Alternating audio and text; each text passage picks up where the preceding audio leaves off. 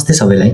हाम्रो देशलाई गौतम बुद्धको देश भनेर चिनिन्छ र हामीले मात्रै होइन विश्वभरि नै नेपाललाई गौतम बुद्ध जन्मिएको देश, गौतम बुद्धको देश भनेर चिनिन्छ र गौतम बुद्धलाई शान्तिका अग्रदूत मानिन्छ र त्यही आधारले हेर्ने हो भने हाम्रो नेपाल त झन् गौतम बुद्ध जन्मिएको देश।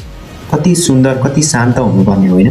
तर के तपाईँले कहिले विचार गर्नुभएको छ हाम्रो पालामा मात्रै होइन हाम्रो बाउको पालादेखि कतिपयको त हजुरबाकै पालादेखि नेपालमा हत्या, हिंसा, हुलदुङ्गा, अशान्त कति धेरै भइरहेको छ र यो कुनै फेरि बाहिरी हस्तक्षेपले होइन, देशकै आन्तरिक कुराहरूले गर्दा जात, धर्म, राजनीति परिवर्तनको नाममा कति धेरै हत्या, हिंसा, कति धेरै अपराधहरू भइरहेको छ।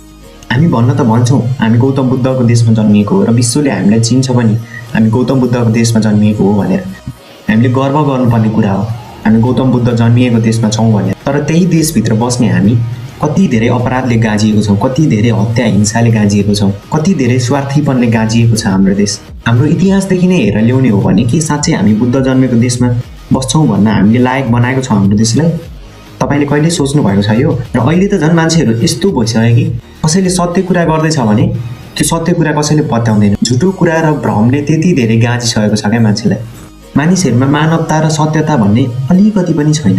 कस्तो दुःखको कुरा छ यो। तपाईँ हाम्रो यङ जेनेरेसनले थाहा पाइकन कति धेरै मान्छे मरिसके, त्यो पनि बिना कारण निर्दोष मान्छेहरू कति धेरै मरिसके, त्यो पनि देशभित्रकै आन्तरिक समस्याले।